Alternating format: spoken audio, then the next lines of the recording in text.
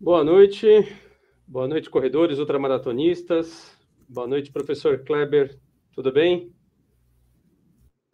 Tudo bem, Esteves? Boa noite.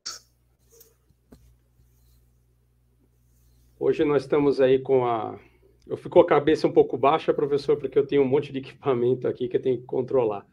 A ideia hoje aí do bate-papo aí com todo mundo que está nos ouvindo é falar um pouquinho mais aí da corrida para iniciantes, tanto corrida de rua como endurance, que é as corridas aí de resistência, né, que seria os ultramaratonistas, né? Então eu queria que primeiro se apresentasse, professor, quem é você e com quem você trabalha também, já foi atleta também, fala um pouquinho do seu currículo. Boa noite, Esteves, mais uma vez. Boa noite a todos. E é interessante, né, que a gente fica aqui conversando e mexendo na tecnologia, né, vendo se o Instagram está certinho, está tudo certinho. Mas vamos lá. Eu fui, apesar de não comentar muito isso no dia a dia, eu sou um atleta ali dos anos 80. Nos anos 80, a corrida de rua, ela era ainda mais voltada para os corredores mesmo. Corredores que eu falo assim, o cara se dedicava diariamente, e hoje é muito diferente. Hoje nós temos muitos amadores, muita gente está começando, e isso é legal. Só para você ter uma ideia, Esteves, no passado eu fazia provas de 800 e 1.500.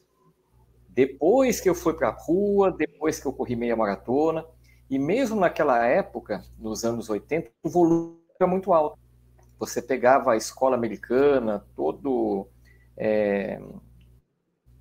o modelo de treinamento apregoado era de volumes altos. Então, os corredores de maratona corriam mais de 200 quilômetros na semana, amadores corriam 150. Eu, como corredor de 800 1.500, cheguei a fazer 120, 130.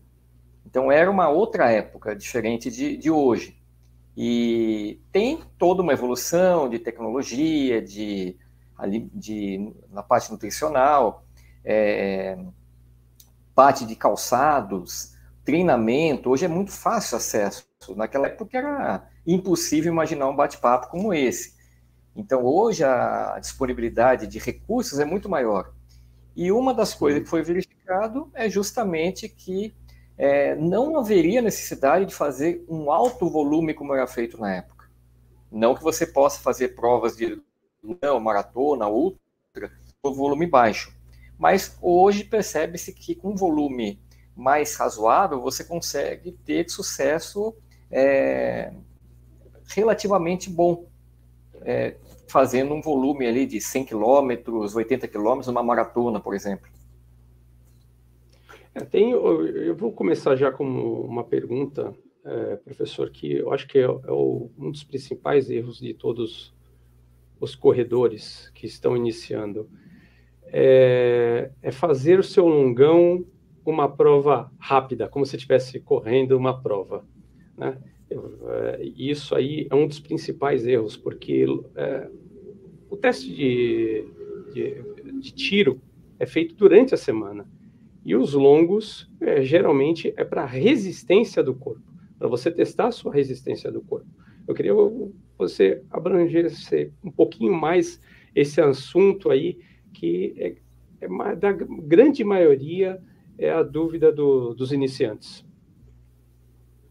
Se você pegar, Esteves, o treino para quem faz uma prova de maratona, a gente não está nem falando da ultra, vamos pensar na maratona, que é o degrau para chegar na ultra, né?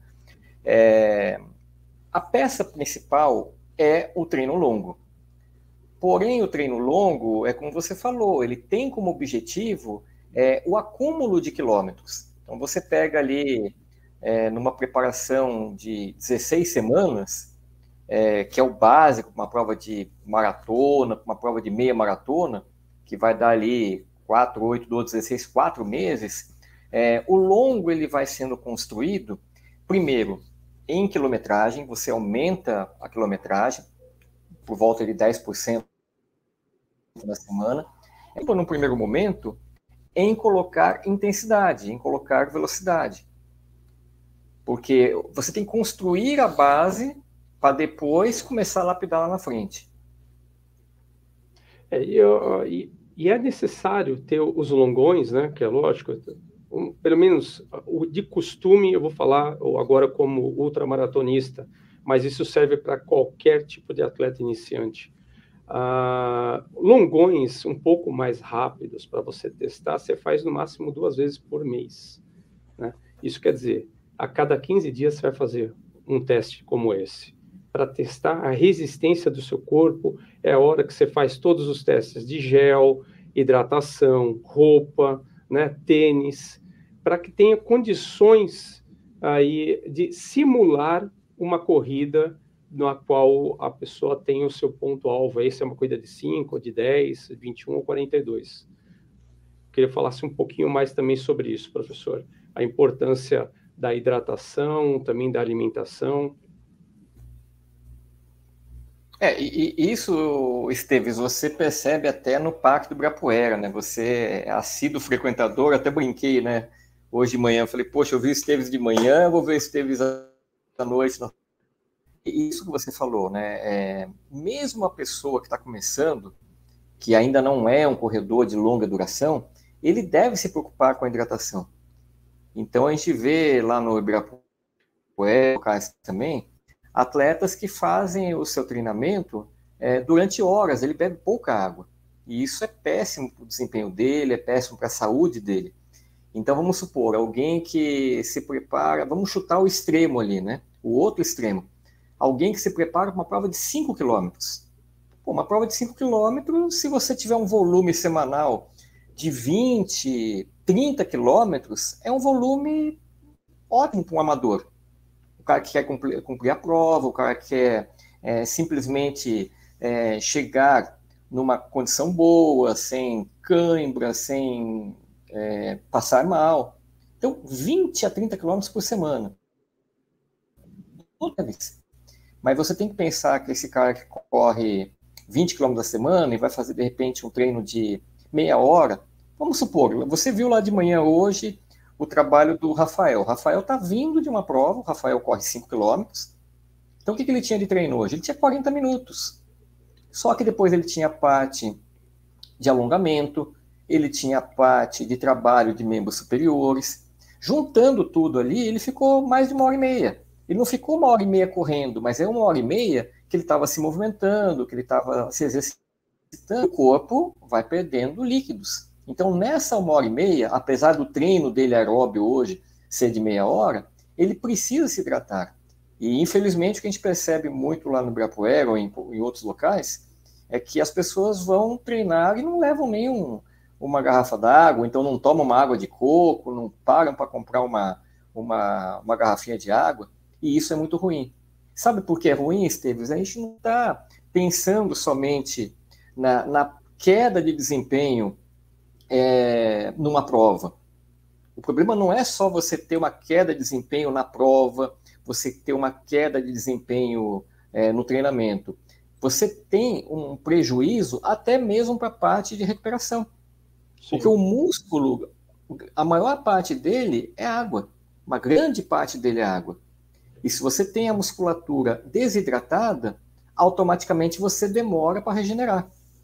Então, olha só que coisa interessante. Na Ultra, a gente fala muito da parte mental, da importância do treinamento mental.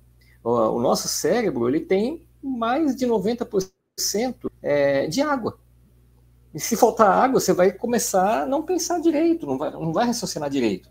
Então, não é só a queda de desempenho do ponto de vista físico, do ponto de vista de coordenação, do ponto de vista de regeneração. Lembra que a gente está falando de amadores lá na frente, de pessoas Sim. que vão fazer a ultra. Ele precisa ter, como você faz lá durante a semana, vários treinos longos, às vezes, quando chega mais próximo, simulações. Então, isso tem que ser testado. Não é porque eu vou competir daqui a um mês, e aí daqui a um mês eu resolvo testar tudo. Aí já está em cima da prova. Exatamente. Existe todo um lado de preocupação, né, professor, sobre a saúde da pessoa. Eu vejo inúmeras pessoas correndo no parque. Eu sou uma pessoa que começa a correr cedo, 5 horas da manhã, e saio por volta das 8 horas da manhã.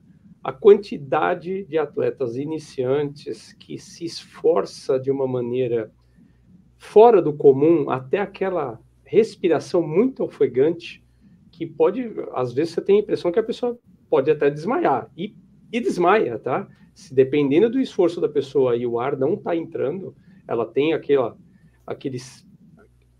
questão respiratória que não vem o ar de esforço físico, é mais fácil vocês começarem a caminhar, não é isso, professor?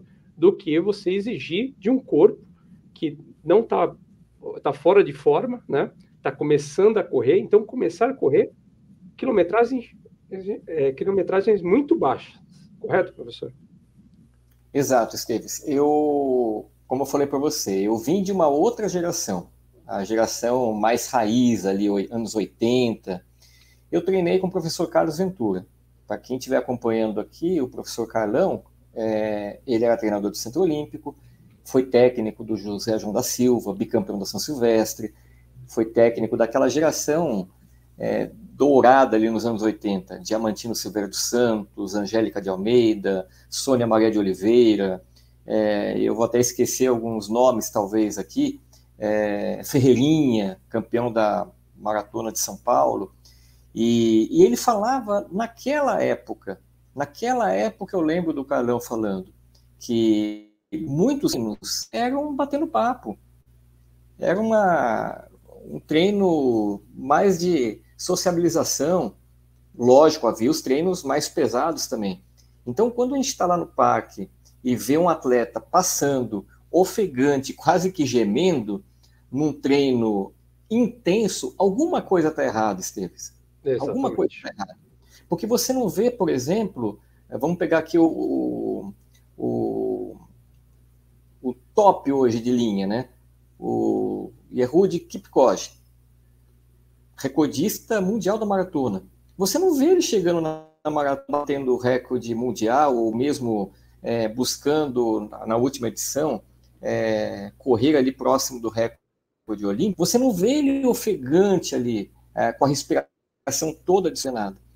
E muitas vezes a gente vê no treino o atleta iniciando a competição.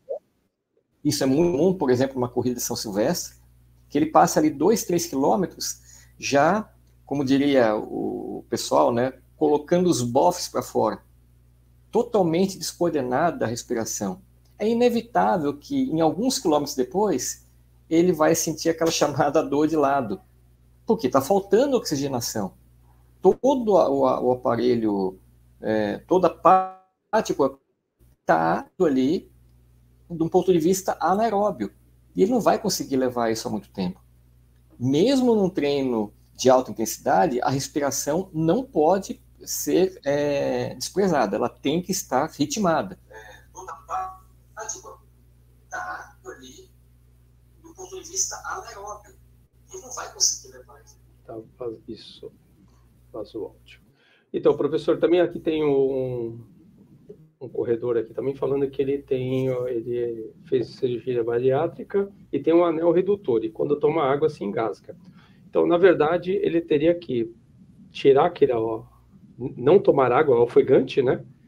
Mas na hora da tranquilidade, o corpo parou, hidrata, deixa a água descer tranquilo, respira, e aí volta a correr. Não adianta, se você tem um anel e sai correndo com a água em movimento, realmente você vai ter um problema. Então, a tendência, o corpo, quando você está correndo, ele está aquecido. E quando você coloca a água, realmente, até eu mesmo, muitas vezes, me engasgo com a água, dependendo qual a intensidade do meu treino. Então, se a minha intensidade é muito alta, eu vou ter que descansar um pouquinho, voltar a respiração, o batimento cardíaco diminuir, e aí sim eu vou tomar água. Porque o impulso de você tomar água quando você está com uma carga muito alta de treino, né, e está muito ofegante, quando você toma, é a vontade de você tomar o litro inteiro. Se tiver uma garrafa de 1 litro, você toma 1 litro. Por isso que é necessário, né, professora, segurar um pouquinho, né? E aí vale aquilo que a gente estava comentando agora há pouco, né? A água, ela tem que ser administrada durante o treinamento. Como você toma água? Eu vou fazer uma pergunta para você que todos vão falar praticamente a mesma coisa. São os squeezes, são as garrafinhas. Então, você condiciona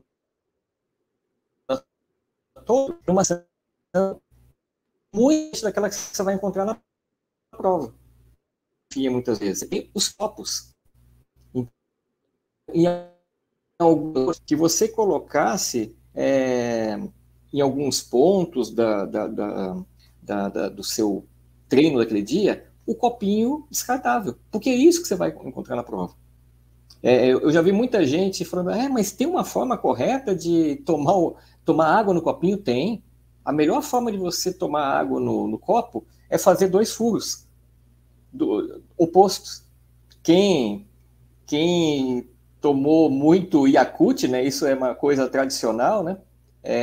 Você percebe que se você fizer um furinho só, ele não flui. Você faz o quê? Você faz um furinho do lado oposto. E o água, você consegue puxar o Yakult. No copo de água, a mesma coisa. Então, muita gente engasga justamente por não fazer esses 2 furos. O que ele faz? Ele abre e vai tomar uma água na corrida, às vezes de uma forma ofegante, ele não diminui a intensidade, ele não diminui o ritmo, e acaba se engasgando. E aí acaba até passando mal na prova, muda toda a sua dinâmica por causa de um copinho de água que ele não tomou. E aí, Esteves, vale também essa lembrança que você fez muito bem, né?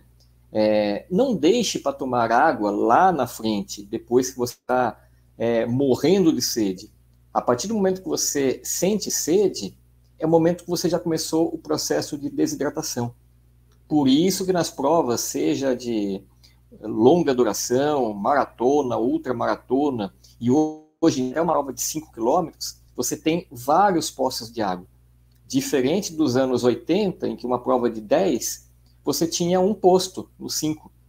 Só que hoje você tem o amador correndo muitas vezes num pace ali que ele vai passar os 5 depois de 30 minutos.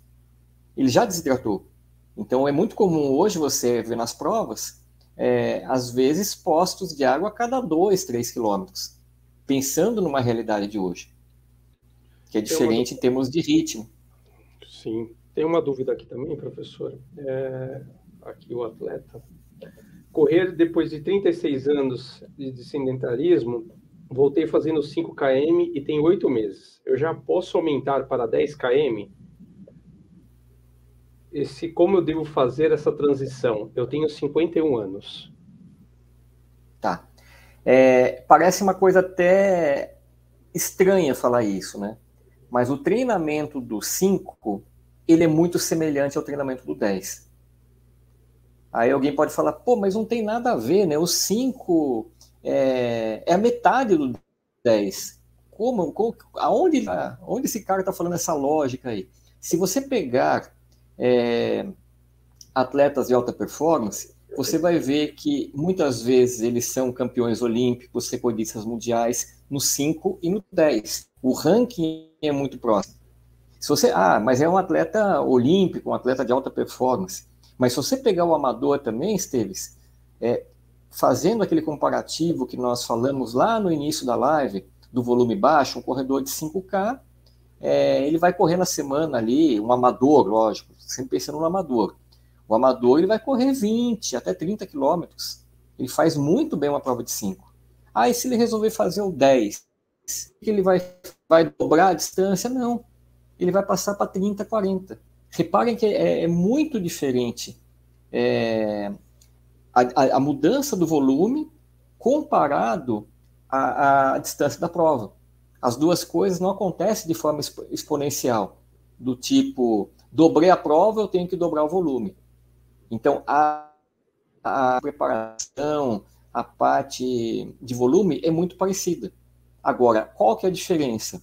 Numa prova de 5, o nosso amigo aí que fez a pergunta, ele foca um pouco mais no treino do chamado VO2 máximo.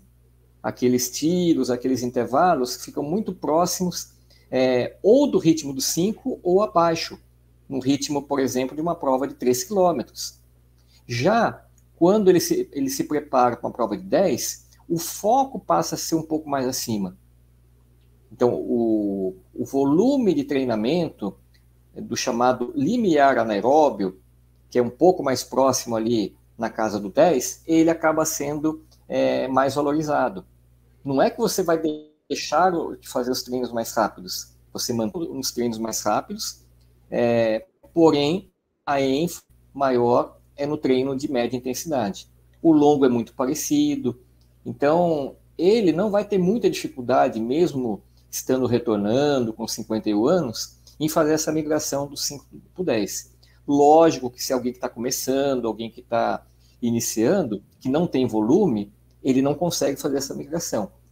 É só você perceber, por exemplo, nos aplicativos que fazem projeção de prova. Às vezes você pega o aplicativo, joga lá, fala, eu tenho 20 minutos no 5. Aí ele vai projetar um 42 no 10. E aí o atleta fica frustrado porque ele não consegue correr 42 no 10. Então aí é o indicativo que está faltando o quê? Volume. Então o próprio resultado dele mostra isso. Então é bem parecido, então, os treinos de 5 e de 10.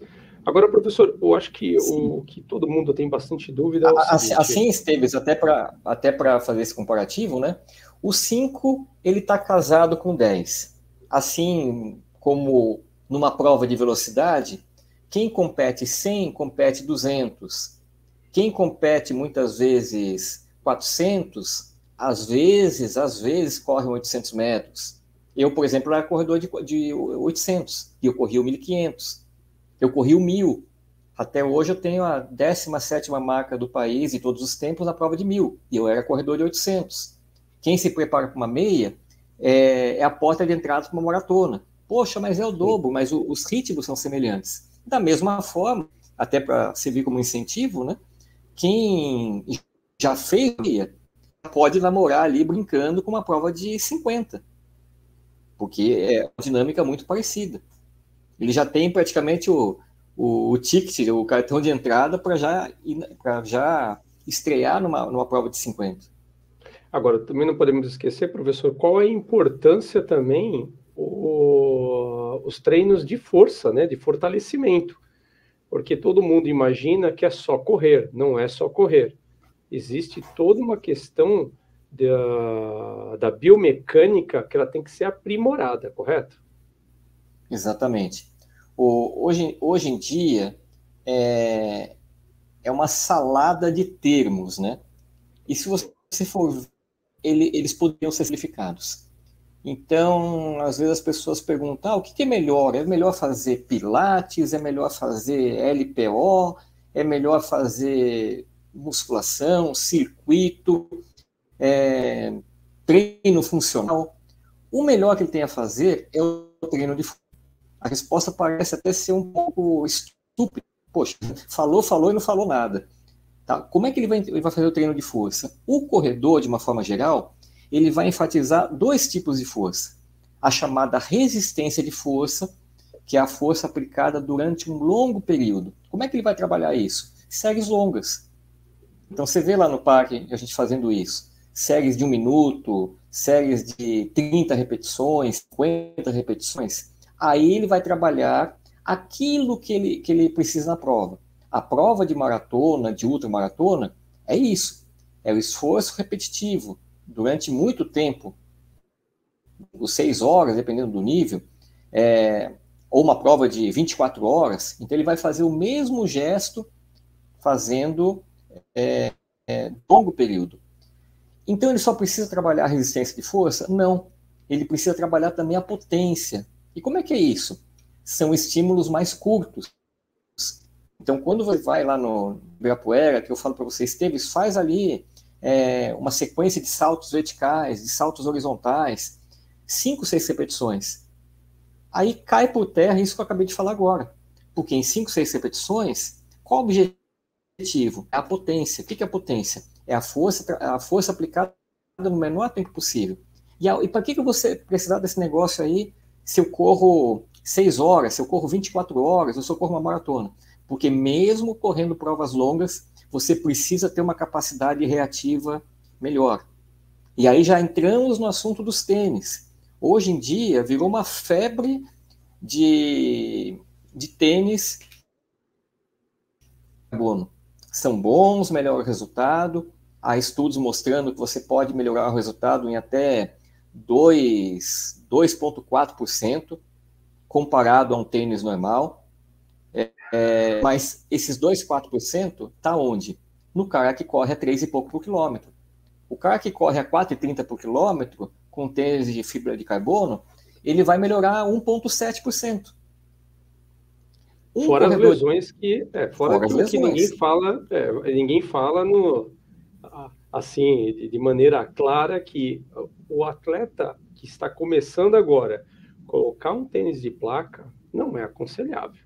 Sim. Eu falo isso porque eu tenho tênis de placa, eu tive inúmeras lesões, principalmente no tornozelo, principalmente nos dedos, principalmente na panturrilha, porque há um grau de exigência muito maior.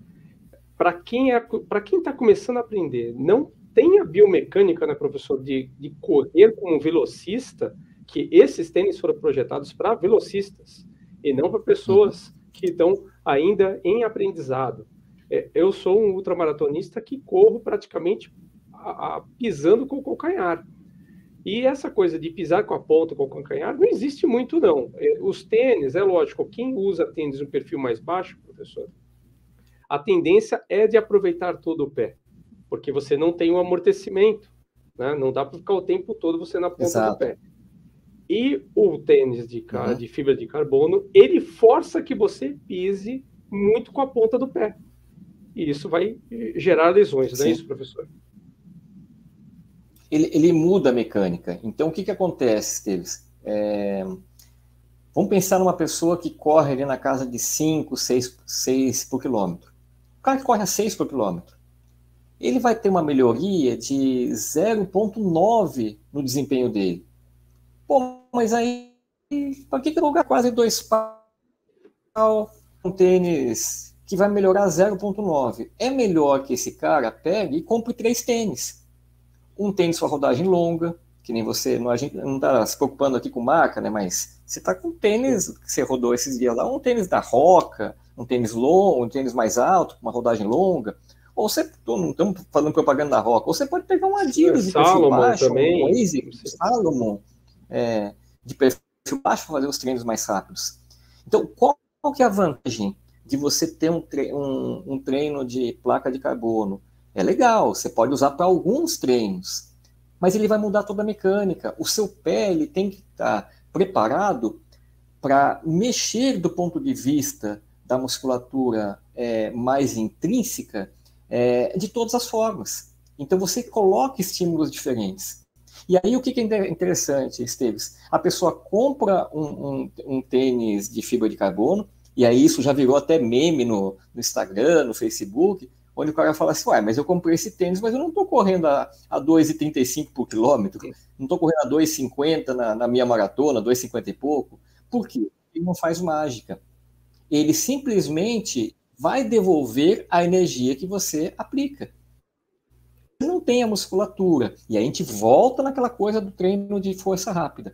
Se você não está acostumado a fazer saltos, a fazer movimentos rápidos, saltitos descalços, saltos horizontais, você não vai aplicar isso na prova. Não adianta você oferecer para o seu corpo um paladar, por exemplo, de um suco de melancia e querer que ele sinta que está tomando suco de laranja. Se você nunca dá o estímulo rápido, não é o tênis que vai fazer com que você tenha a passada rápida, um toque mais rápido. Ele vai devolver aquilo que você tem. Se você não tem nada a oferecer de estímulo, ele não vai oferecer. Só para completar, Esteves, que essa parte do tênis é muito legal, né? Sim. Há muitas lesões hoje por causa do tênis de fibra de carbono. É uma droga o tênis? Claro que não. Da mesma forma que não é uma porcaria os tênis minimalistas. O problema é o extremo. Então você vê hoje o cara comprando um tênis de fibra de carbono e querendo fazer toda a sequência da semana.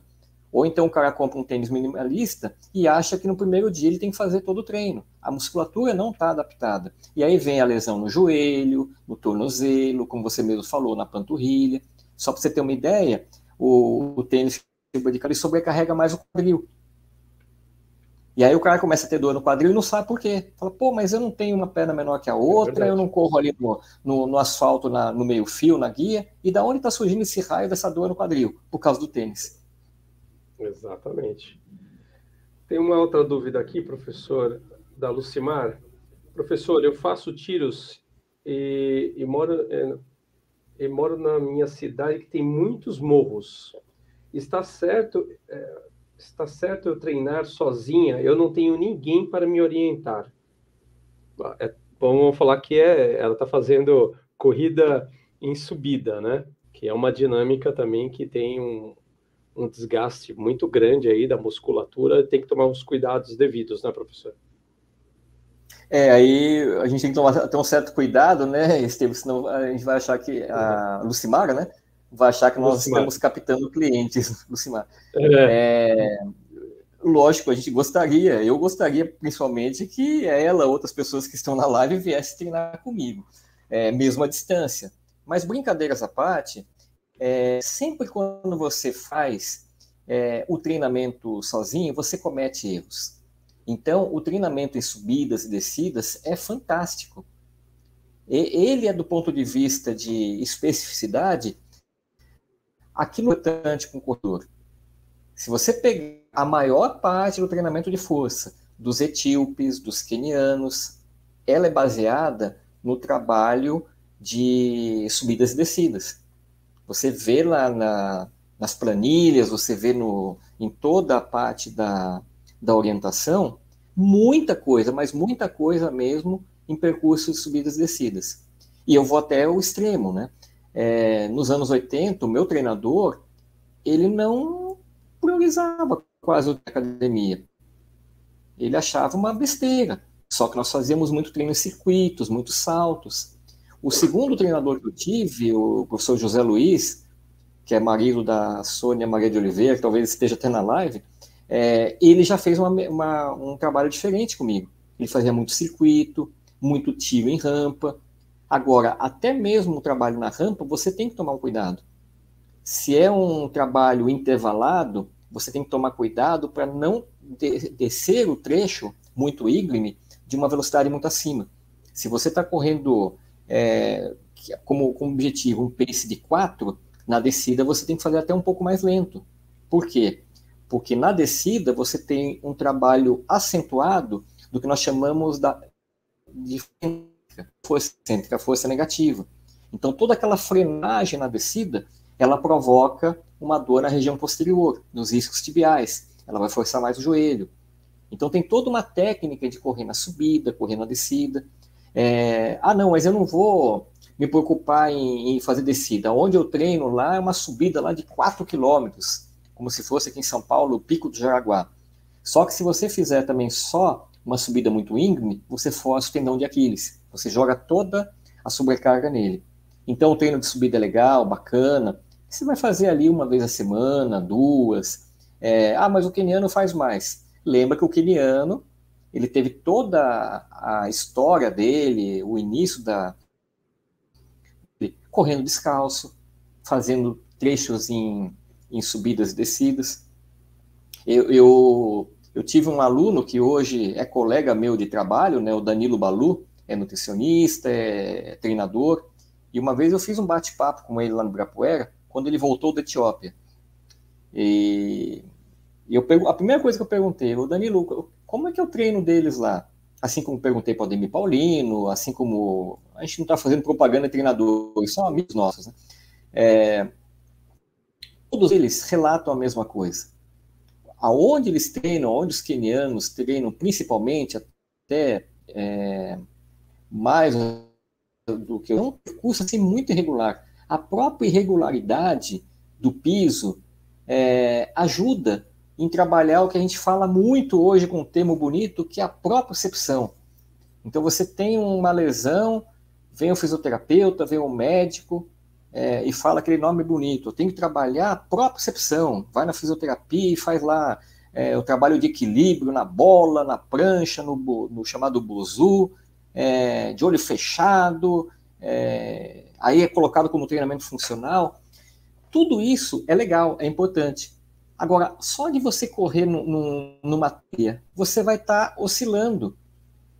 É como se fosse um carro de rally, o tempo todo ele vai estar trabalhando de um lado, do outro, mais inclinado, menos inclinado, inclinação externa como se fosse uma supinação, inclinação interna como se fosse uma pronação, e isso vai deixando o pé dele forte. O pé forte, Esteves, e aí é até legal que a pessoa que fez a pergunta falou da rampa. Qual que é a vantagem de treinar na rampa? Ou num local de subida e descida? Quando você sobe e desce, por mais que você suba lentamente, e quem já correu, eu corri, todo mundo que está no grupo corre, deve perceber que por mais lenta seja a intensidade, parece que em algum momento a perna parece que vai inflando, né? Vai dando aquela sensação de acúmulo de ácido lático. Naquele momento, outras fibras são trabalhadas. Não são só as fibras lentas, as fibras rápidas também. Então ele trabalha as fibras de forma diferente num trecho de subida. Tem um outro aqui, bariátrico corredor. Corra 2 anos e 6 meses com tênis de placa. O meu corpo se adaptou muito bem, tenho 11 cirurgias de joelho, e quando eu treino com tênis sem placa, o meu corpo está rejeitando e o esforço físico aumentou. Isso talvez por causa das cirurgias, né, professor? Deve ter dado alguma alteração, mas eu entendo que seria treinos de fortalecimento para voltar a ter condições de usar um tênis também mais baixo, para ter um pouco mais de performance, correto, professor? Sim, aí é o caso contrário. Aí é o caso de alguém que se adaptou bem ao tênis de placa, e aí não tem erro nenhum nisso, né? Cada pessoa ela vai reagir de uma forma. Eu ganhei uma vez um tênis de placa, eu odiei, doía tudo, não adaptei de jeito nenhum, e o modelo que eu peguei, ele era mais afunilado na ponta, apertava, por mais que fosse maior, mas no caso dele, ele se adaptou bem. Só que daí cai naquele outro extremo que a gente falou. Como ele só usa o tênis de placa, toda a parte da musculatura dele está adaptada ao tênis de placa. E ela não consegue responder ao tênis normal. Qual que é o risco para ele aí? O tênis de placa, ele cria um ambiente perfeito. O que é um ambiente perfeito? É como se fosse alguém que corre na esteira. É sempre o mesmo piso, ele não oscila muito. Vamos pensar ali nos anos 90 numa outra modalidade, a Fórmula 1. Foi banido em 94 o sistema de suspensão eletrônica. Quem gosta de Fórmula 1 gosta do Senna. Quando o Senna foi para a Fórmula 1, para correr na Williams, a reclamação dele, ele fala isso até numa entrevista, meio que em off, ele fala, poxa vida, o meu sonho era vir para a Williams, porque era o carro dos sonhos, era o carro que a suspensão se ajustava na curva, e aí, logo no ano que eu vim para a Williams, me deram essa M de carro, porque naquele ano tinham tirado todo o sistema eletrônico. Então ele estava indignado, porque a referência que ele tinha dos estudos, dos dados da engenharia, eram de 93. Então, o que acontece com o nosso colega? A referência que o pé dele tem é de um ajuste muito bem feito com um tênis que é o tênis de placa, que ele simula, vamos dizer assim, a Williams de 93. Só que o que acontece muitas vezes? Ele não faz, ele tira o trabalho do corpo naquilo que ele deveria fazer, que é o ajuste. Comparando, Esteves, é a mesma coisa que acontece, e aí puxando já o assunto da academia, de alguém que vai na academia e entra lá na barra que está na máquina para fazer o agachamento, comparado com alguém que tira a barra do suporte. O cara que faz o agachamento com a barra tirada do suporte, ele trabalha muito mais coisa, trabalha equilíbrio, ele trabalha a percepção se a barra está alinhada ou não. Já o cara da máquina, não, ele só tira do gancho lá, abaixa, ajusta lá o alinhamento do joelho e acabou. Então, muitas vezes ele se machuca aonde? Na lombar, porque ele não contrai o abdômen, ele não usa o cinturão, porque ele acha que está descendo correto, ele dá aquela relaxada, eu não vou cair aqui, eu não vou desequilibrar. e aí acaba bobeando de outro lado.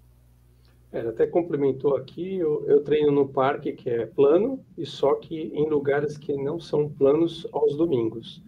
É um corredor que se adaptou muito bem ao tênis de placa, né? É lógico que nós não estamos falando aqui que o tênis de placa é ruim para todos, não é. Pelo contrário, todos os atletas de elite ou os atletas rápidos que sub-3 e 42 usam tênis de placa, né? Eu não posso falar como um ultramaratonista, a não ser que seja esse tênis caríssimo da Nike, que é de R$ 2.300, que é uma outra pegada, mas os outros que são intermediários lá, na faixa etária de R$ 1.500 a R$ 1.800, esses tênis eu já testei e não dá para correr como ultramaratonista. Ao desgaste do esforço físico, ao passar das horas, ele vai dando inúmeros problemas para você. Até para você ter ideia, começa a puxar aqui a questão da parte do ombro, do pescoço, porque você começa a compensar de outras formas por causa do tênis, porque você não está muito próximo do chão e você está na ponta do pé o tempo todo solicitando impulsão para frente para correr cada vez mais rápido. E se você diminui muito essa velocidade, você tem um esforço para se manter ele na ponta do pé. O tênis te obriga a você ter essa força aí, né? Então, por isso que é tão importante, todo o treino eu corro praticamente 20 a 21 quilômetros por dia. Antes eu corria mais, mas depois dos meus treinos eu faço fortalecimento com o professor Kleber, que é importantíssimo, né, professor? Eu queria que você só falasse qual a importância, né, que depois de um treino, eu estou fazendo os longões mesmo todo dia, né? Mas eles são muito bem administrados. Não pode servir de referência para quem está começando. Não faça isso. Não vá correr todos os dias 20 quilômetros. Isso não vai fazer bem para vocês. A questão de um projeto para ser um ultramaratonista, ele é a longo prazo. Se prepara praticamente aí de um ano para cima. E mesmo assim que você pode ter lesões dentro desse um ano. Então, eu estou praticamente numa boa performance minha, há mais ou menos de treinos, depois de 3 anos treinando, correndo, fortalecendo para chegar onde eu estou. Mas é um projeto que vocês têm que tomar cuidado ao iniciar para ser ultramaratonista. Fala um pouquinho, professor, por que a necessidade de correr e depois fazer o fortalecimento? Sim. Vou começar a resposta ele traz para frente, né? Quando você falou, Esteves, do tempo de preparação, olha que interessante, né? Eu comecei a live falando que eu fui corredor de 800 e 1.500. Então eu tinha 1,52 no 800, tinha 3,54 no 1.500, e mesmo sendo corredor de 1.500, eu já corria ali na casa de 16 minutos uns 5.000. Tinha 9,30 e pouco no início da minha carreira. Depois eu corri um 9 cravado, e aí depois, passado um tempo, um dia um psicólogo lá no Centro Olímpico, eu tenho amizade com ele até hoje, o Mauro Lopes de Almeida, virou para mim e falou: vem cá, por que você não vai para prova de rua, provas mais longas? Você gosta de fazer treinos longos, você mesmo sendo corredor de 800, 1.500, você vai aqui no Bosque do Morumbi, quem conhece, você roda ali 20 km, 1h18, 1h20 em treino, você é rápido, e futuramente as provas vão ficar mais rápidas. Antigamente tinha aquele conceito, né? O cara é lento, ele vai para maratona. Ele não nada bem, não corre bem, não pedala bem, então vai fazer triatlon. Então tinha esse conceito errôneo da época. E hoje não, hoje a gente sabe que todas as provas são rápidas, até mesmo um corredor de ultra. Ele tem que ser rápido, ele não pode ficar só rodando, porque senão ele não estimula as fibras rápidas. Bem, teve essa história toda, conversei com o meu treinador, o professor Carlos Ventura. Ele me levou até a sala dele e fez o seguinte comentário: Kleber, o que eu quero de você? Já que você topou ir para a rua, subir de prova, eu quero que você pense a longo prazo. Então, qual que é a ideia? Você corre 800, 1.500, esse ano você vai para os 5.000, talvez um 10. O ano que vem você vai competir as provas de 10. No terceiro ano, você vai competir meias. E no quarto ano, ou até mesmo no final do terceiro ano, aí que você vai estrear na maratona. E a minha ideia é que daqui a 3, 4 anos, você corra ali na casa de 2:17 na maratona. Pô, nos anos 90, 2:17 é um baita de um tempo. Sim. Tem um colega nosso que ganhou o PAN em 2017, em Indianápolis. Ele ganhou em 97. Ele ganhou com 2:17. Então, quer dizer, o Carlão estava projetando que eu seria um corredor de nível já top do ponto de vista do Brasil. Mas iam durar 4 anos. Então, as coisas acontecem assim, passo a passo. Não é... Pô, e qual que é o erro disso, o Esteves? Não é aquela coisa só de... eu tenho condições. A pessoa que tem um volume bom de treinamento, em um ano, se quiser, ela migra do 5 para o 10, para a meia, no outro ano já estreia na maratona. Só que o que acontece? Ela vai subindo lenta. E a ideia é que ela chegue lá em cima de forma rápida.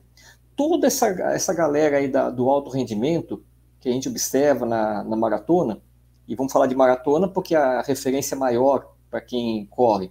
Você pega ali Bekele, você pega Kipchoge, você pega Mo Farah. Eu tenho livros aqui em casa que na capa eles estão numa prova no final dos anos 90, numa final de 5.000.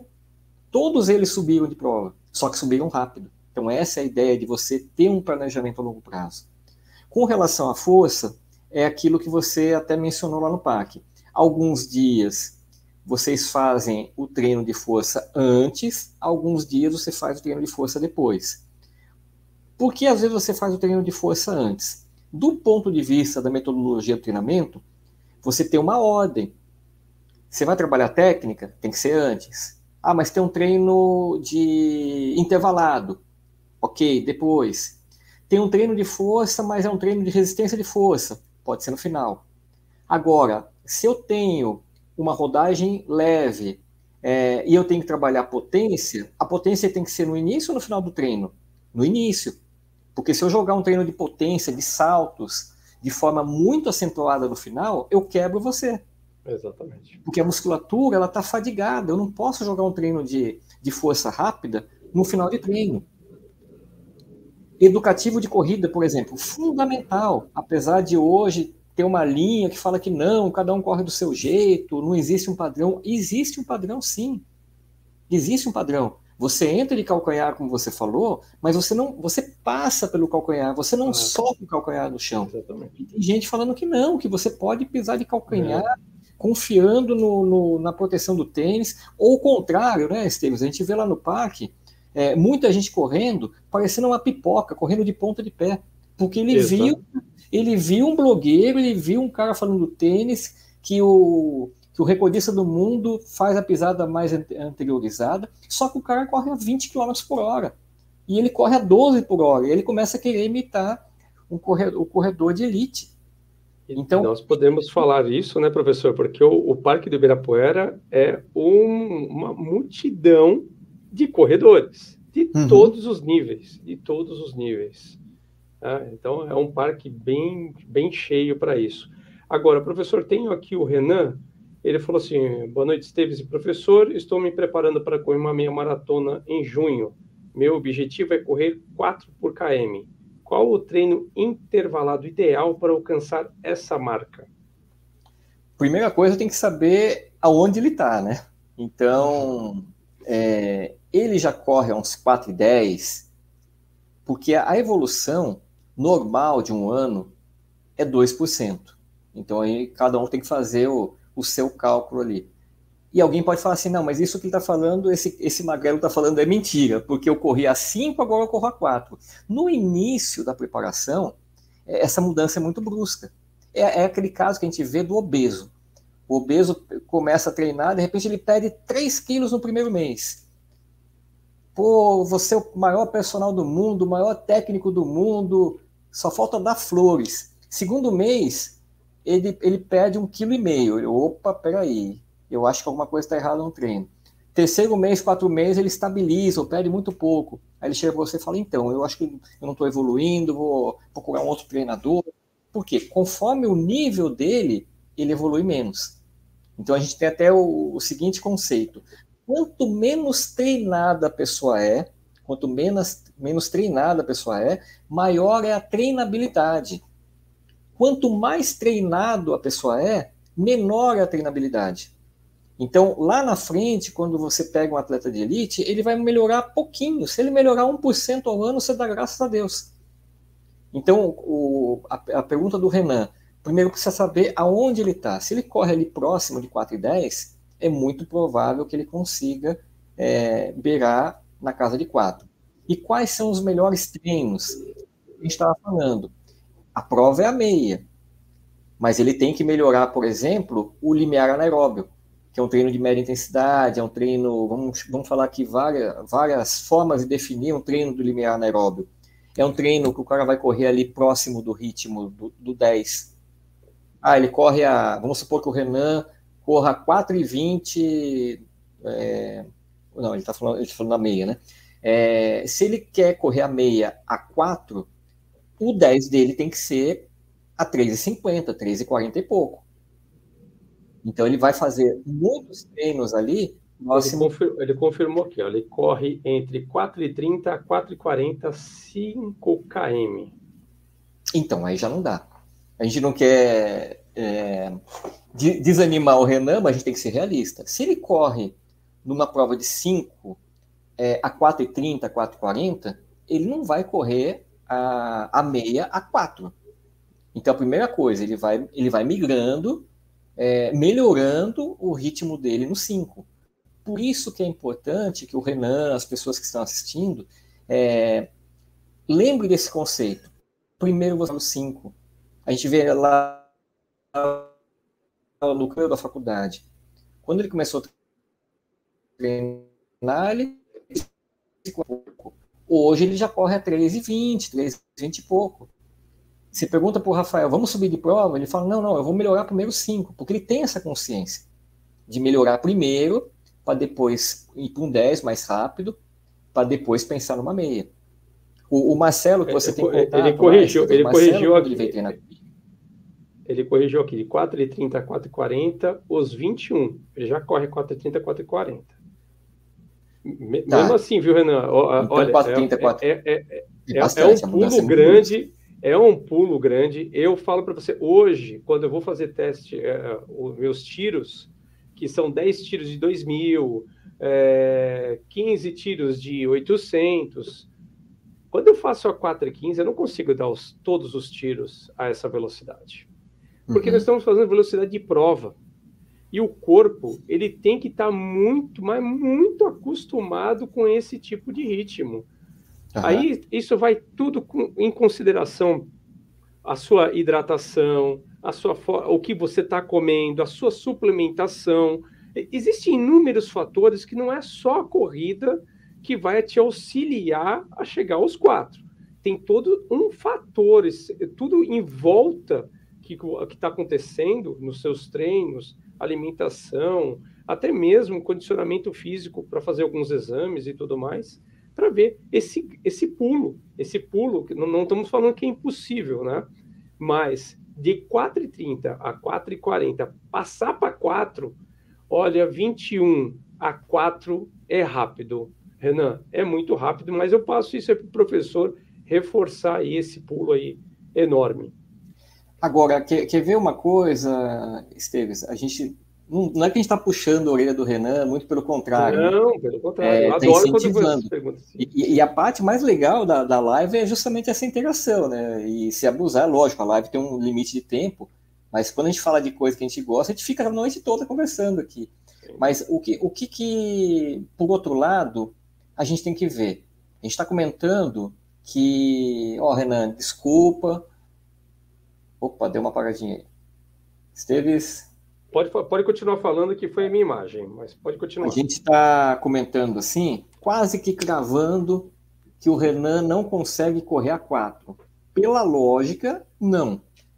Mas amanhã ou depois, ele pega e consegue fazer 4.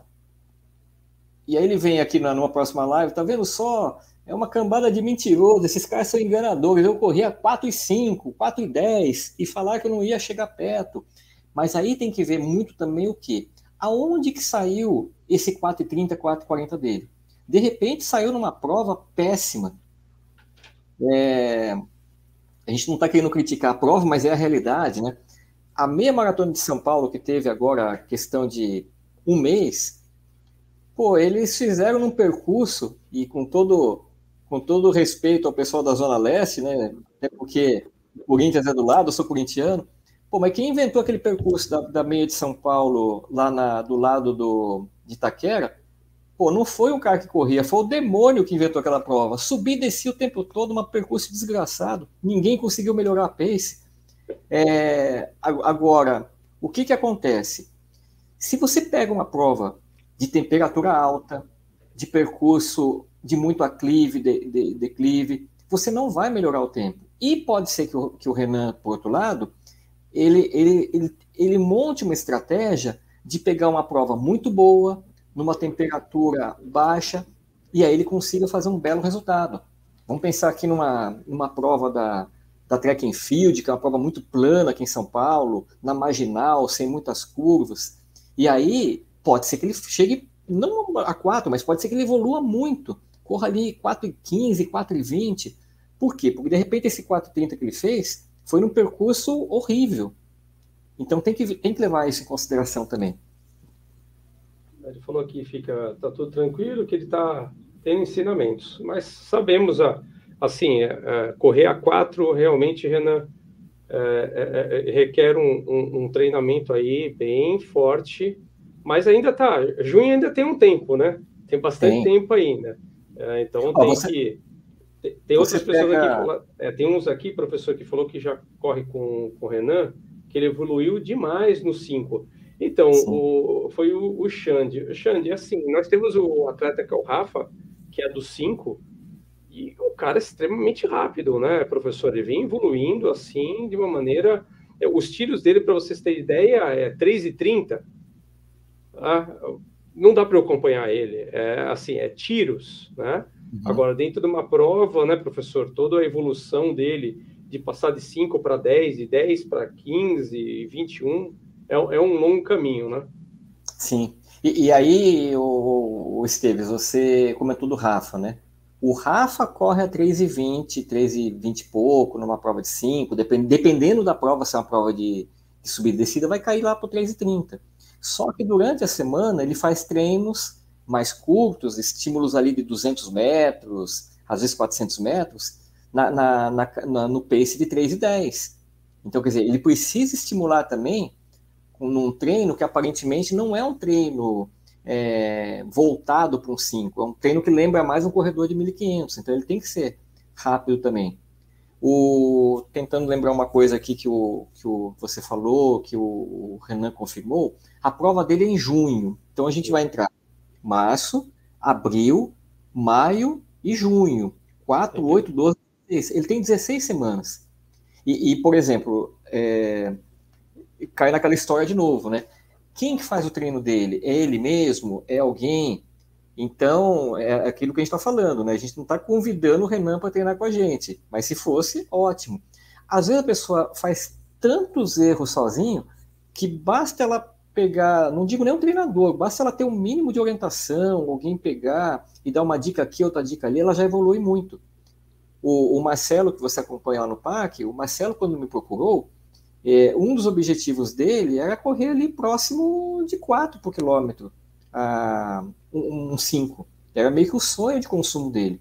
Depois ele foi evoluindo, na pandemia não teve prova, se preparou, depois foi começando a ter as provas, ele participou um ano e pouco depois, quase 2 anos, de uma meia, e hoje a prova de paixão dele é a meia. Eu até vi alguém comentando aqui, não lembro quem foi, falando que correu a meia, adorou a meia. A meia é uma prova muito bacana.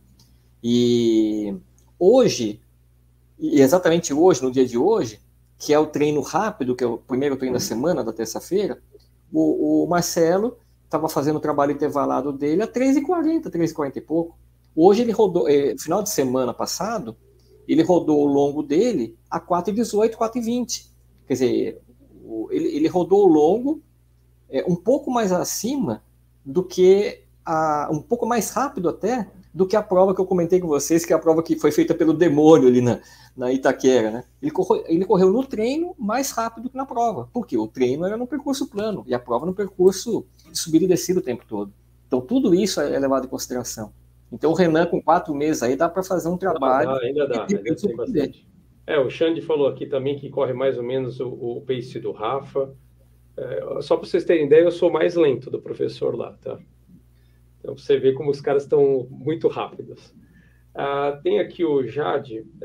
Vou correr meu primeiro treino de 14 km. Queria saber se eu uso gel de carboidrato e se precisar ou não usar. Nunca usei, corro de manhã bem cedo em jejum. Qual é a dica que poderia me dar? Obrigado. Legal. O jejum, para quem não conhece, o jejum ele não tem só o benefício de emagrecimento. Você tem corredores que treinam em jejum. Se você pegar eu corro em jejum. Você corre em jejum. Mas eu uso gel e hidratação, porque não há corpo que resista a você correr de jejum. Correr 20 km, você cai duro no chão. Exatamente. Aí vamos levar pelo lado espiritual, né? Que alguns conhecem o jejum da igreja, alguns são muçulmanos. Então, o jejum tem um extremo benéfico, né, extremamente benéfico. Agora, corredor de longa duração, ele até pode fazer alguns treinos em jejum. Os treinos mais leves, ele não vai deixar para fazer o jejum sempre nos treinos longos ou nos treinos mais específicos. Agora, bacana. Qual que é a vantagem do jejum para quem corre? E a gente não está recomendando que todo mundo faça a corrida em jejum, muito pelo contrário. Como o Esteves falou, você tem que ter um acompanhamento, você tem que ter um nutricionista. A gente está relatando o que a literatura mostra. O que é a base do treino longo? Por que você faz o longo? Eu faço o longo porque a prova é longa. Tá, mas então por que o corredor de 5K faz o longo? Porque a prova dele não é longa. Por que o corredor de 10K tem que correr 15? Porque no momento que você faz o longo, o seu corpo começa a entender que ele tem como buscar energia da gordura e não apenas do carboidrato. Se você não faz o treino longo, o que acontece com a pessoa que chega lá pra gente lá no parque e fala, então, eu me inscrevi numa prova que vai ter daqui a 2 semanas, mas eu perdi muitos treinos longos. O que você acha? Eu falei, eu acho que você tem que entrar desde já numa campanha de jejum e oração, porque você vai passar a mão na prova. Porque você perdeu os treinos longos, você perdeu o treino principal. Então começa a orar a Deus aí, porque você está em pecado, aí você pulou os treinos principais. Então, o treinar em jejum, como o Esteves falou, requer um cuidado, requer uma preparação. Você não pode inventar uma coisa sem hidratar, sem tomar o gel. E aí ele pergunta, mas 14 quilômetros, depende do nível dele. Eu tive um atleta que hoje não treina mais comigo, mas é um amigo, um cara do coração, o Renilson Vitorino. O Renilson, quando treinou comigo, ele entrou entre os 50 na São Silvestre. A prova de 15. O que tinha no meio da prova? Não tinha a suplementação, porque em 48 minutos ele estava terminando a prova. Agora teve a hidratação. Teve hidratação, ele usou uma composição de bicarbonato para retardar o efeito do ácido lático, como forma de tamponamento. Então ele teve toda uma estratégia. Ele também não chegou no dia da prova e falou, Renilson, toma aí a composição de água com bicarbonato, senão ia dar uma desinteria no cara, né? Então tem que ser tudo programado. Tem que ver com o Jade, assim, 14 quilômetros, eu não vou recomendar que você tome um gel com 5. Tudo vai depender da sua velocidade, né, professor? Sim. E outra, agora, se você vê que você está fazendo uma corrida progressiva, que vai aumentando a velocidade, você chega lá nos 10, você está numa boa, e você fala, agora eu vou dar um up nos últimos 4, toma um gel nos 10. Porque o gel demora, tem um tempo para ele fazer efeito. Sim. Ele não faz imediato. Eu até indicaria talvez você tomando no 9º quilômetro, para começar a fazer efeito no 11º, para você ter um pique a mais, né? Porque o gel, todo mundo imagina que vai dar um up de muitos quilômetros. Não. O gel, ele dá apenas algum pico de alguns quilômetros, muito pouco, entre 3 a 4 quilômetros, né, professor? Sim. Depois você volta a cair de novo. Na faculdade, quando eu dava aula, eu dei aula há 23 anos na faculdade. Essa hora, terça-feira, talvez eu estaria em aula ou corrigindo prova. E aí eu fazia essa pergunta nas aulas, né? Como ele perguntou, né? 14 quilômetros, eu tenho que fazer a suplementação ou não? Depende do nível. Eu, por exemplo, quando eu treinava, treinos leves meus eram a 4 por quilômetro. Então, muitas vezes eu terminava na Universidade de São Paulo, quando eu voltei a competir, eu terminava a parte específica e depois eu ia rodar no final. Rodava 5, 7 quilômetros a 4 por quilômetro, no final do treino. Mas por quê? Porque na época eu já rodava 3,20 por quilômetro. 3,20, 3,10. Então, rodar 4 é uma coisa leve. Então, a mesma coisa. Se os 14 quilômetros dele são concluídos em menos de 1 hora, não há tanta necessidade da suplementação. Como o Esteves falou, ele pode dar um up no final. Agora, é diferente de alguém que vai correr a 6 e pouco por quilômetro, que ele vai passar de 1 hora. Passou de 1 hora, obrigatoriamente ele vai ter que ter a suplementação. Outro comparativo, né? Vou participar de uma prova de 5 quilômetros. Eu tenho que tomar água ou não? A água é sempre legal tomar, até porque está quente, mesmo que as provas aconteçam de manhã, dependendo do estado que você vai fazer. Agora, quem tem que se preocupar mais com isso numa prova de 5 quilômetros? É o amador. É o cara que vai participar o primeiro 5 dele. Ele muitas vezes não vai nem correr a prova toda, ele vai começar às 6, vai andar. Então ele vai terminar, às vezes, a prova dele em quase 40 minutos.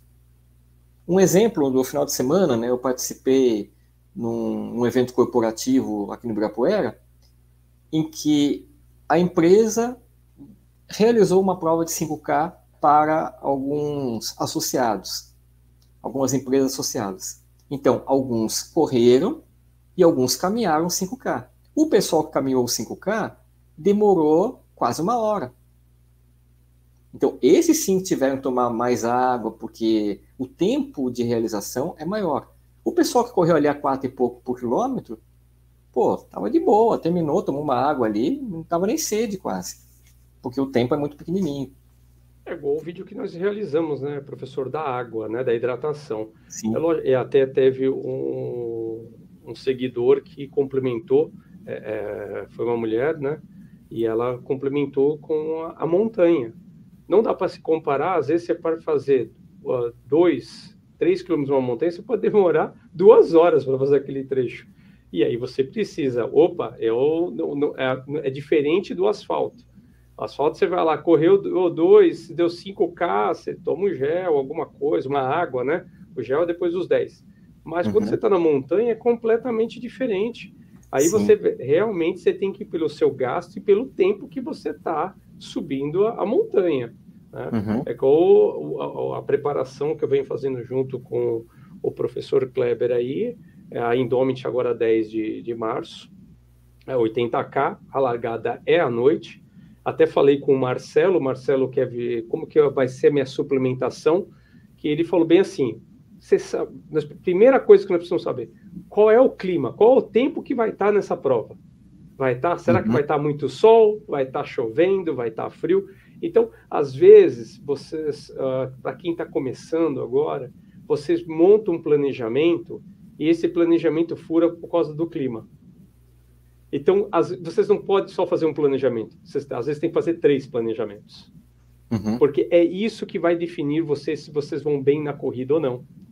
Porque é a questão da suplementação. Se faz muito calor, você vai ter que se hidratar mais.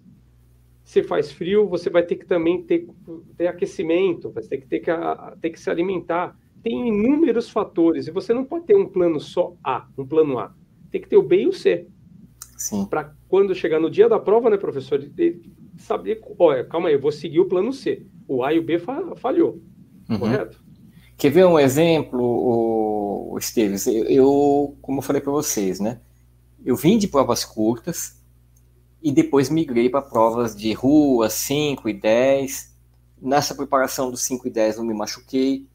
E aí eu fui fazer o trabalho de regeneração, nunca parado, uma coisa que a gente sempre fala, né? Até uma vez eu acompanhei uma palestra de um médico, ele falou assim, médico bom não manda o atleta parar.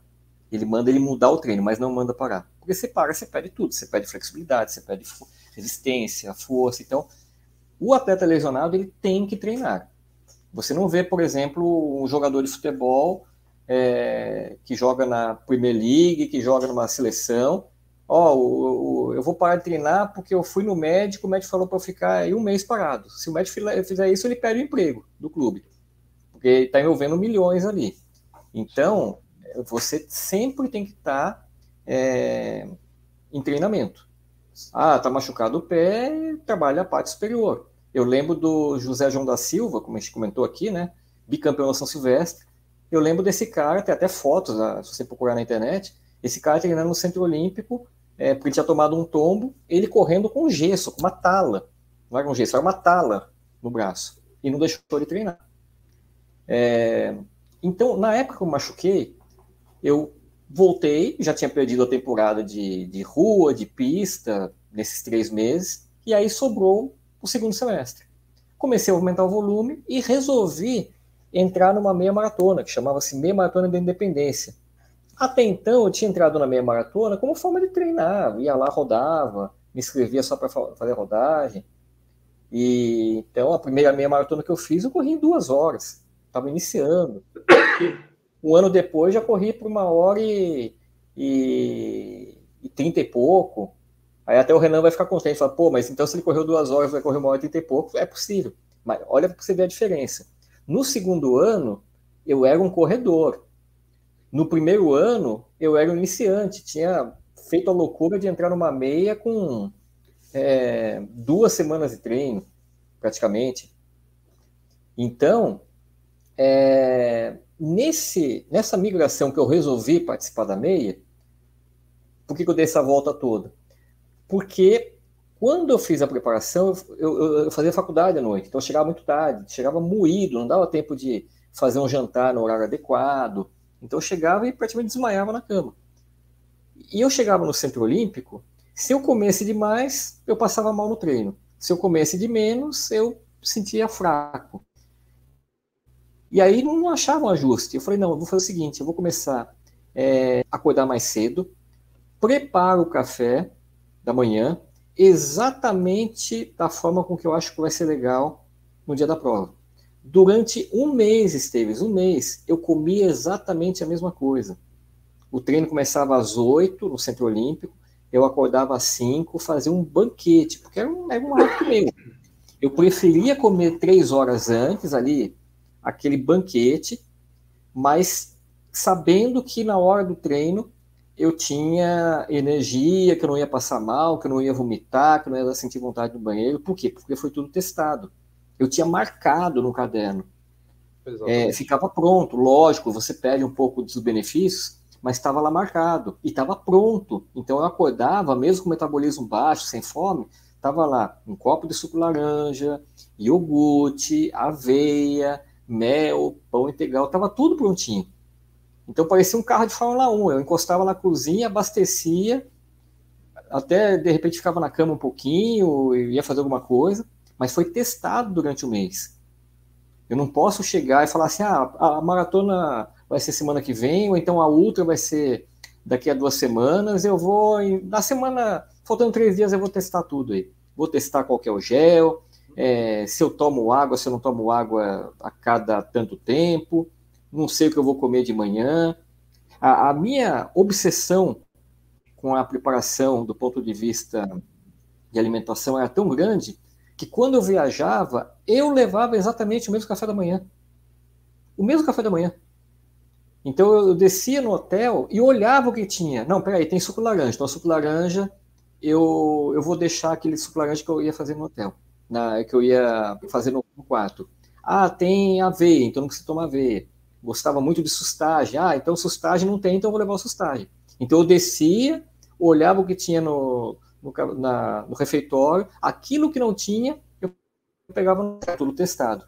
Eu não chegava lá, poxa, tem um negócio aqui, tem uma fruta diferente, ou então à tarde, tem uma prova no final da tarde, chegou lá, tem, sei lá, um bife à milanesa com um bife à parmegiana que eu não estava acostumado a comer, vou comer esse negócio aqui e ia dar tudo errado.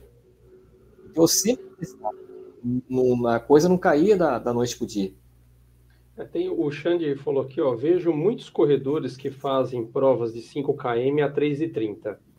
Aí o cara faz rodagem de 14 km a 4, acho que ele é o pace de 4. Ele fala que é uma rodagem leve. Isso procede, professor? Ele corre a 3,30, os 5. Faz Sim. Uma rodagem a 14 e roda a 4. E eles falam que é uma rodagem leve.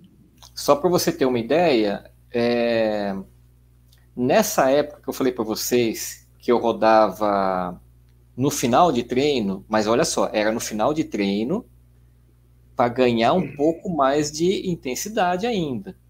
Então eu rodava em competição 3,10 e final do treino eu completava muitas vezes a 3,50, 4. Então alguma coisa está errada aí. Se ele roda 3,30, vamos supor, ele roda 3,30 o 5. 1,10 ele vai rodar ali a uns 3,40.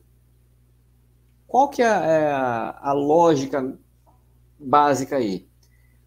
O longo é quase 1 minuto acima do treino do 5. Então, se ele roda 3,30, teoricamente ele rodaria o longo a 4,30. Porém, você tem que entender qual que é a preparação dele, em que ponto da preparação dele está. Porque pode ser que naquele momento o longo dele está numa intensidade maior. Agora, quando o colega nosso falou que ele roda o regenerativo a 4, o longo a 4 é um treino leve, não tá casando aí. E aí é onde a gente vê, por exemplo, muitos erros. O Rafael, por exemplo, ele roda o fraco dele a 4,30 às vezes. E ele roda na prova 3,20. Agora, é até legal que ele tocou nesse assunto, o Esteves, que você também não pode ficar refém dos ritmos. Por que ele está rodando a 4? Pode ser que já está dando um indicativo que ele evoluiu 5. Pode ser que ele tenha uma surpresa positiva daqui a pouco. Pode ser que no próximo 5 ele não rode mais a 3,30, ele roda a 3,20. Então o próprio corpo dele está falando, fui, 4,20 para mim está muito fraco. Eu consigo rodar 4. E aí onde a gente vê a importância de você não ficar preso a conceitos fixos. Muita gente fala assim, não, eu tenho que rodar no pace tal. Eu tenho que rodar na frequência tal. Eu tenho que rodar porque está aqui, o estudo mostrou, o teste laboratório mostrou que eu tenho que rodar num batimento de 145. Aí ele pega um dia, um calor desgraçado, com subida, com descida, não dormiu à noite, alterou todo o batimento cardíaco dele, é outra pessoa. Então, a melhor forma de controlar a intensidade, aí o pessoal que vende relógio, vende Garmin, Apple Watch, eu tenho tudo isso, não estou falando que é errado, o pessoal vai querer me matar aqui. O melhor controle de intensidade é a percepção. Exatamente. Esforço. Esse é o melhor controle de intensidade. Feliz o corredor que não é refém do relógio. Exatamente. Eu era obcecado por relógio. Obcecado. Eu queria controlar. Eu marcava a pista de Cooper lá do Ibirapuera, que tem a marcação.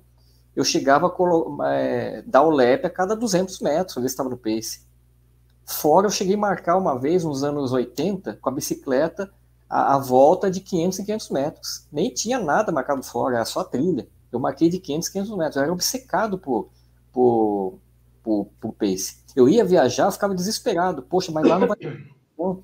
Eu ia lá antes e marcava com bicicleta, com passos. Uma vez eu lembro que eu fiz uma viagem, Esteves, eu fiz 16 quilômetros numa rua. Eu ficava indo e voltando, porque eu sabia que a rua tinha 1 quilômetro, então eu ficava, vai um, volta um. Uma rua de terra que tinha lá. Por quê? Era muito preso essa coisa do pace. Agora, aproveitando esse gancho, professor, vamos falar um pouquinho de overtraining. Porque, às vezes, a pessoa entra num ciclo vicioso que tem que correr, tem que fazer tudo que está na planilha, e às vezes esquece que o corpo falha, às vezes falha, ele tem um cansaço. Onde está o problema do overtraining e quais são os sintomas de um overtraining? E também o porquê que é necessário das pessoas descansarem, principalmente o atleta amador, principalmente o iniciante. Para ele correr, ele precisa dormir, precisa descansar, precisa estar bem para correr. Vamos falar um pouquinho sobre isso. Tem vários fatores. E o que as pessoas muitas vezes não percebem é a irritabilidade. A pessoa fica extremamente irritada. Você vai falar com ela, ela se irrita, ela muitas vezes fala, pô, mas, poxa vida, o Esteves nunca me tratou desse jeito, um cara bacana, e chegou lá no parque hoje, fala bom dia para ele, fala bom dia por quê? O cara tá irritado à toa, porque ele não dormiu, porque o treino tá lá em cima, cobrança, é trabalho. Então, a irritabilidade é o primeiro ponto. Segundo ponto, os treinos que saíam fáceis começam a ficar difíceis. Então, vamos pegar o exemplo aqui do rapaz que comentou que o amigo dele tem 3,30 e está rodando fácil a 4 no treino fraco, entre aspas.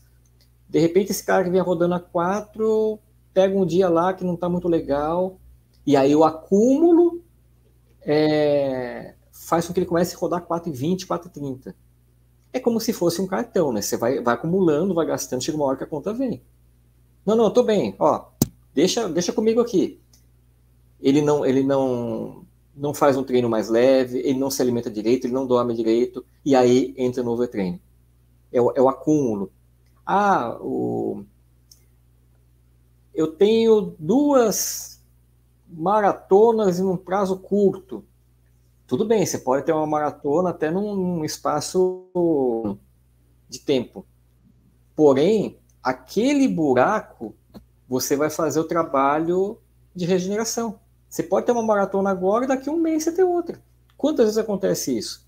O atleta de alto nível entrou para fazer um índice numa prova que vai acontecer agora em março. O cara entrou na prova, poxa, na véspera comeu um negócio mal lá, deu ruim, né, que nem o pessoal fala, abandonou a prova. Abandonou a prova no quilômetro 30. Pô, ele já correu quase a prova toda. E aí ele vê que daqui a um mês ele tem uma chance de fazer um índice. O corpo dele vai mudar pouco em um mês em termos de desempenho, daquilo que foi acumulado. Ele vai continuar treinando na porrada? Não. Ele vai treinar leve, ele vai fazer aquelas semanas mais leves, vai colocar um outro estímulo mais forte ali, e para fazer uma nova tentativa daqui a um mês na maratona. Então, esse é um dos erros também, Esteves, de overtraining. O básico todo mundo faz. Não precisa nem eu ser treinador para falar isso. Até a mesa que está o computador aqui sabe disso. O cone da rua sabe disso. Que eu tenho que fazer o longo, um dia seguinte eu faço mais leve, que véspera de competição, 2, 3 dias, eu evito um trabalho de força, um trabalho mais intenso, que eu tenho que fazer um intervalo entre um treino e outro, entre 48 horas. Mas você vê que muita gente entra semana e sai semana e compete direto. Compete uns 5 agora, na semana que vem uns 5, depois um 10, aí ele ganha uma inscrição no final do mês. Não, mas é só para completar a prova. Aí você vai ver lá, não, mas eu não resisti, eu corri na pancada. Ele aguenta um tempo? Aguenta. O Rafael faz isso. Alguém pode falar, pô, esse cara é um mentiroso, porque o atleta dele faz isso. Eu já vi o Rafael aí competir no sábado, domingo, e na outra semana de novo domingo, e teve um feriado e correu no meio da semana. Só que daí é um modelo diferente. é aquele modelo que a gente fala, que é um modelo adaptado a atletas olímpicos, atletas de alta performance, que o cara pega um ciclo pequeno e sai dando porrada em todo mundo. Então ele pega ali 5, 6 saídas, que a gente chama, né? 5, 6 etapas e desce a lenha. Compete em seguida, só que depois ele dá uma soltada. Ele não passa o ano competindo 5, 4 provas na sequência. Ele pega um ciclo, é um ciclo competitivo. Então, isso é uma coisa muito comum no alto nível. Alto nível é isso, o cara que vai correr a Diamond League, é isso.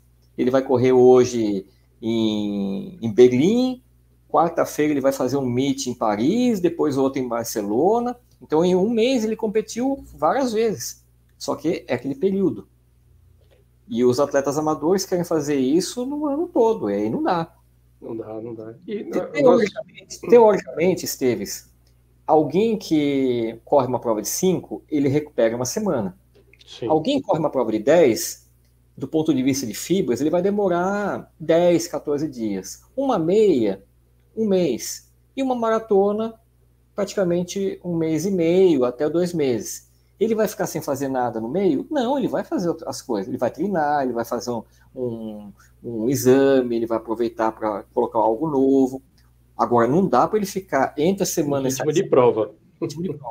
Ah, mas tem exemplos, tem um japonês famoso que fez não sei quantas maratonas, mas se ele fizesse só uma, com certeza ele ia fazer um tempo muito melhor. Por exemplo, eu tenho 80K dia 10 de março e já estão me convidando para o dia 19 para fazer um Resta 1. Talvez eu vá... Com preparação. Preparação para ver as pessoas, assim, é lógico. Eu fiz uma prova de 80, mas no dia 19 são 9 dias, para dizer 8 dias. E o Resta 1 é uma prova muito difícil, porque você faz circuito de 7 até Resta 1. Talvez eu vou até lá e eu vou fazer o meu melhor dentro das minhas possibilidades. Eu vou dar 5 voltas. Sim.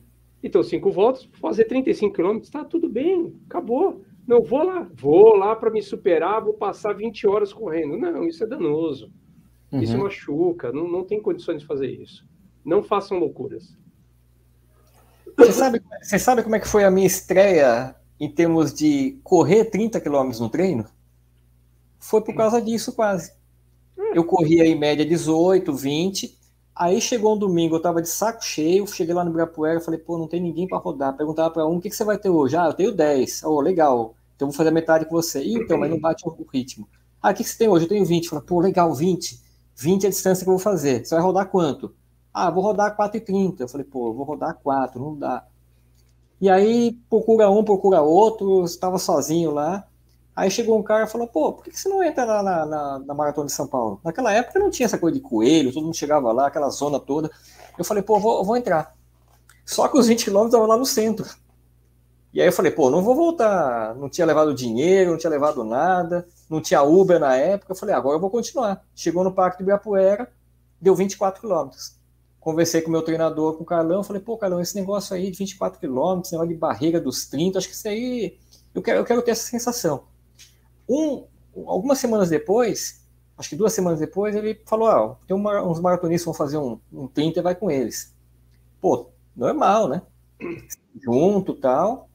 Quando chegou nos últimos 6 quilômetros, parece que desligaram a tomada.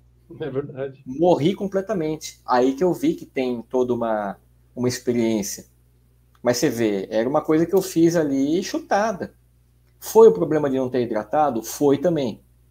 Porque eu saí para correr 30 km, não tomei água direito, não hidratei, não suplementei, porque nem tinha isso na época. Só que esses 30 km foi praticamente 2 semanas depois de um treino que eu fiz, de 24, que eu não estava nem acostumado. É aquela coisa, né? O maratonista tem que rodar 32, o corredor de ultra tem que rodar várias vezes, 4 horas, tem. Mas ele não pode sair de 2 horas e partir para 4. Ele tem que fazer uma migração. Correr todo dia é bom? É bom.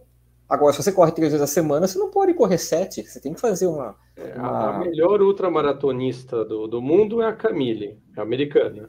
E você viu mesmo, professora, que uma matéria dela diz que ela só faz os longões dela não passa de 21 milhas. Uhum. Quer dizer, não vai fazer nenhuma loucura. Quilômetros. Exatamente, não mais do que isso.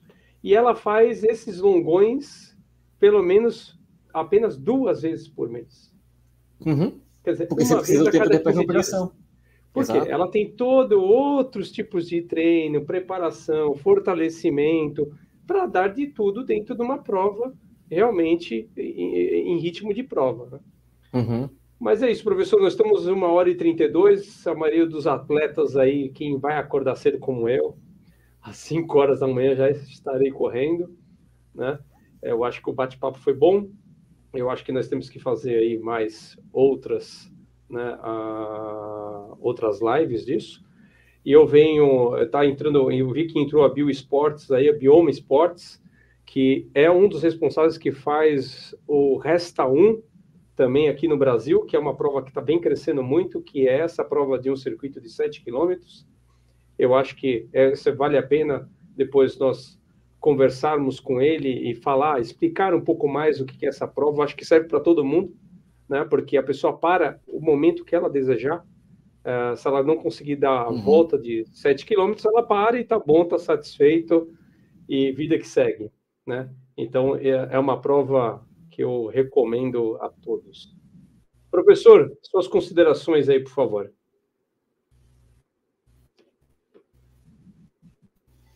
Bem, primeiro, muito obrigado pelo convite. Nós nos conhecemos lá no parque de uma forma até meio inusitada, né? Você passou lá algumas vezes, depois convidou para fazer parte desse projeto da Ultra, e é um projeto bem bacana.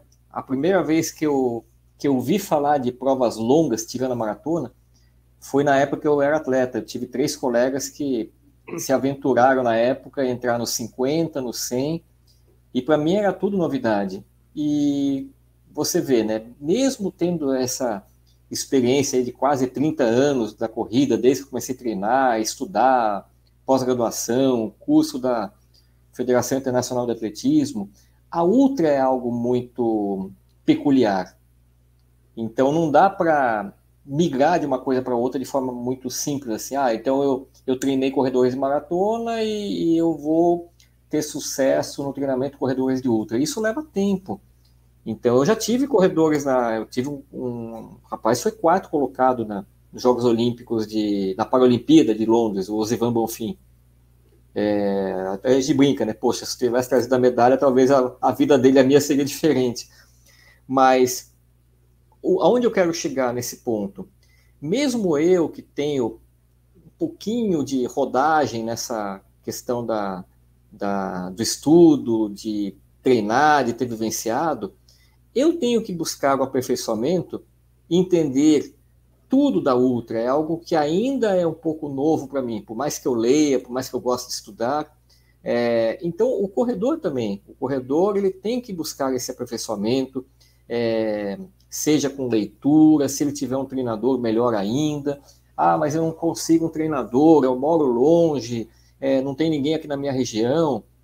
Lá no grupo a gente tem muita gente que treina à distância. Eu atendo pessoas de Minas, do Mato Grosso, muitos de São Paulo que não tem tempo de treinar.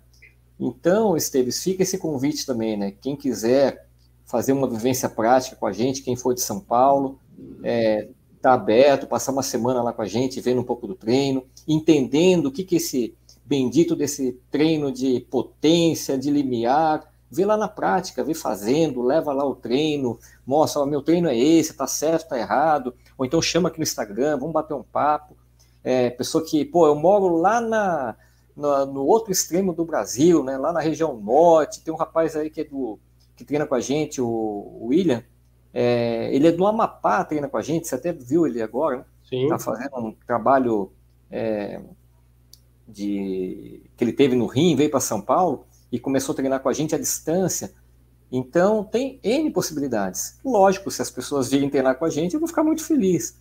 Mas independente disso, procure achar alguém que treine, que dê essa orientação, seja à distância, presencial. Não quer treinar comigo, não gosta de você, tá bom, mas vai treinar com outra pessoa, porque sozinha é muito difícil, Esteves. A corrida é uma coisa muito natural, o gesto em si é natural, e as pessoas acham que por ser natural, ela não tem a técnica, ela não tem a preocupação em controlar volume. Como eu falei, eu fui trabalhar num evento agora, corporativo, no final de semana, de 50 pessoas. Não tinha um que sabia que a respiração é pela boca. Todo mundo querendo puxar pelo nariz, solta pela boca, eu puxo só pelo nariz. Corredor, ainda é o professor que puxa 50. Pelo nariz. Pelo nariz não tem entrada de ar suficiente. Imagina eu correndo a 3,30 respirando pelo nariz. Isso aí dá uma live só para falar de respiração. É verdade. Então, você vê, a pessoa ela faz isso por erro dela? Não, porque nunca falaram. E o pior, às vezes está numa academia que o professor também não sabe, não trabalha com corrida e não orienta, infelizmente. Então, procurem ler. Ontem eu me reuni, até prolongando aqui a live, eu acabei me reunindo com o meu orientador do mestrado, o professor Valdir Barbante. Foi praticamente um pai para mim, do ponto de vista acadêmico. Eu sempre falo que eu tenho um pai que é excelente, eu tive um segundo pai, que foi o professor Carlos Ventura, do ponto de vista de treinador, professor Zé Luiz, Adalto Domingues, professor Macarini, que foi o professor que eu comecei a treinar. Então, são referências para mim. E o professor Valdir foi referência na minha vida acadêmica. E ele estava falando isso ontem. Olha, o pessoal lê muito pouco hoje. Os treinadores leem muito pouco. Apesar de ter uma disponibilidade, você não vê ninguém se apegando ali, se aprofundando, pegando um artigo em inglês. Eu não sei inglês, eu não vou ler esse negócio. Pô, hoje você tem o Google que traduz. A melhor escola do mundo, tirando escola americana, escola alemã. Você quer entender treinamento, vai ver alguma coisa em alemão, você vai ver artigos de biomecânica, coisa fora do comum. Mas para isso você precisa de tempo. Eu sei alemão? Não sei alemão, mas eu tento lá, pego o dicionário do lado. Como diz um professor de inglês meu, a vida é muito curta para aprender alemão, mas eu estou tentando ver alguma coisa. Porque tem muita coisa boa. A gente não pode ficar só baseado no que o blogueiro falou, no que o influencer falou. É legal, tem muita gente boa, mas tem muita gente também falando coisa sem pé nem cabeça. Então, no mínimo, vai conferir aquilo. Pô, o cara falou que não tem uma forma de respirar. Peraí, vou ver esse negócio aí. Pega lá um artigo, entra na revista Runner's World americana, entra tem vários... Se você jogar, Esteves, se você jogar no YouTube, não o termo em português, joga lá, meio agachamento, começa a jogar as palavras-chave de treinamento em inglês. Você vai ver um conteúdo rico, riquíssimo. Mas, infelizmente, muita gente fica só procurando lá as referências em português. Eu tenho, o que eu peguei aqui, eu tenho o YouTube Premium. Eu tenho, só para você ter uma ideia, lógico, tem muita coisa de música também, muita coisa de outras áreas, mas eu tenho pelo menos gravado, salvo no meu YouTube Premium, pelo menos uns 300 vídeos em inglês e espanhol, que eu salvei, que eu achei, isso aqui é legal, vou colocar. O treinamento de kettlebell é legal. O treinamento que até a gente brinca, né? Isso aqui não é tão específico, vou salvar também, para que a hora que alguém vir perguntar, você tenha argumento. Então precisa se informar mais. Então fica esse convite aí, pode chamar a gente, e obrigado, Esteves, obrigado mais pela oportunidade, por fazer parte desse trabalho seu. É isso aí. Não vamos ter novidades. Estamos também terminando o site já está em piloto, já todas as outras maratonas vão estar cadastradas. Nós estamos trabalhando em cima disso. Professor, agradeço aí o seu tempo e, como eu falo todos os dias de manhã, acorda, levanta e vem treinar, porque quem acorda cedo, o dia rende e os seus treinos saem melhores. Correto, professor? Correto. Daqui a pouco a gente está lá no parque, né? 6 e pouco a gente está lá. Boa noite a todos. Até mais, professor. Obrigado e uma boa noite a todos que nos assistiu aí. Valeu, Esteves. Valeu, gente. Muito obrigado aí. Até mais. Tchau, tchau. Tchau, tchau.